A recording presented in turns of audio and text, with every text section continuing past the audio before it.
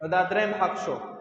څلورم حق دا دی چې کله ماشوم پیدا شي په اوومه ورځ باندې د ده د سر دا ویښته به ټول وخرې، سر به ولګنجې کې، او د ده دا ویښته دا به د چاندۍ سره وتلې، مستحب عمل دی.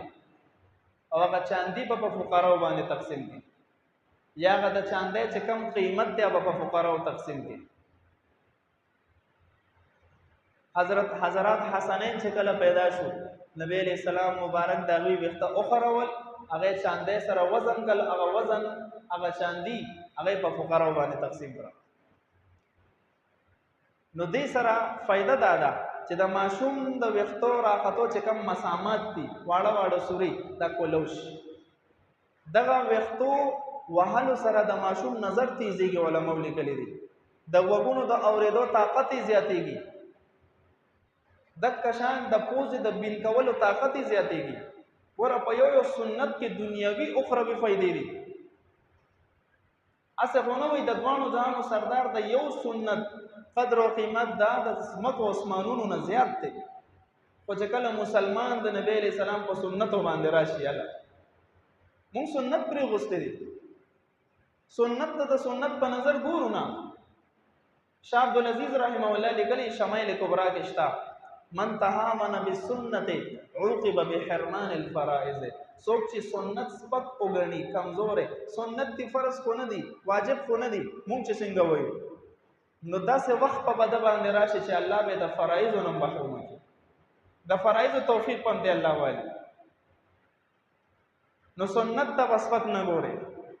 د دواړو جهانو سردار چې کوم صحابه وو، د نبی علیہ السلام سنت سکه، د نبی علیہ السلام عادات خپل کړي. عبدالله ابن عمر رضی الله عنه په یو لار روان وو د خپل ملګرو سره، ملګرو ته وایي ودرېږئ، او هلته کوشو د خپل اسنا او د میچازو شکل یې جوړ کو، یو طرف ته کېناستو. چې کله راپاسېدو میچاز یې نه وی کړی، ملګرو ورته وویل چې تاسو ضرورت دپاره کېناستئ، ضرورت هم پوره نه کړو.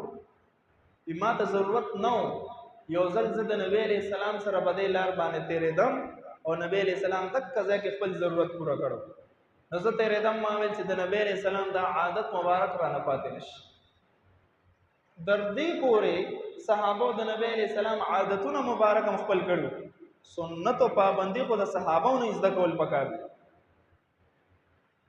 ایو ماشومو حضرت ابو هريره صاحب اذان کولو، نو دا ماشومان څنګه وای دا اذان پیخې کوي، نو نبی علیہ السلام حکم وکړ دا ماشومان راونیسه. ټول ماشومان او تخته د یو صحابي یو ماشوم یې راګیر کو، او یریدو. ای بچی ته بیا وایا تاسو ویل ناغه یریدو، ای بچی وایا سم د تنوي ما ناغه ویل الله اکبر الله اکبر. ای مخکې اشهد ان لا اله الا الله اشهد ان محمد رسول الله اذان پیوي. نبی علیہ السلام دست شفقت داغه په سر باندې کې غوستم. اصحابي بیا فرمایي چې کله نبی علیہ السلام خپل لاس مبارک زما په سر کې غوستو، زما په دې سینه کې یو نورانیت پیدا شو، یو یخواله مې محسوس کو. اک صحابي داغه دا وخت د دې پتونانو نخکه تخکتو، تاریخ لیکلی دی، وختې نو واړه کړي، چاته تاسو کو حضرت دونه غړغړ وخت دې ساتلې دي. و دې معنی د دوانو جهانو سردار خپل لاس مبارک خریدا سره تزمکه ته پرې وسته شي.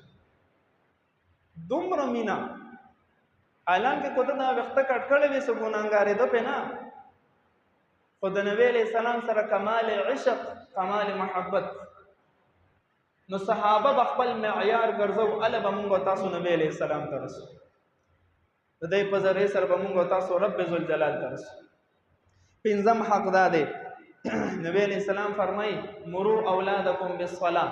غور کوا چې کله ستا بچي د اوو کالو شي د مسترغب ولا ورکوا،